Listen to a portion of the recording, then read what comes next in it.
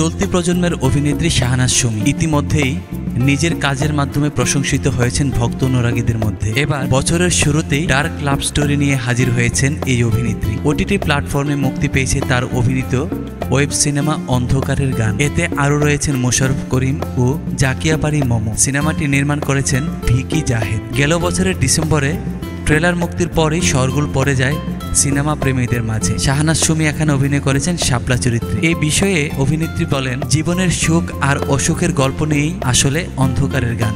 এখানে শাপলা চরিত্রে অন্য এক শাহনাজ সুমিকে আবিষ্কার করবেন দর্শক। অন্ধকারের গানের গল্পে দেখা যাবে মুকুলের পরিবার গ্রামে থাকে আর সে শহরে কাজ করে প্রতি মাসে বাড়িতে টাকা পাঠায়, কিন্তু হঠাৎ করে টাকা পাঠানো কমে যায় তার।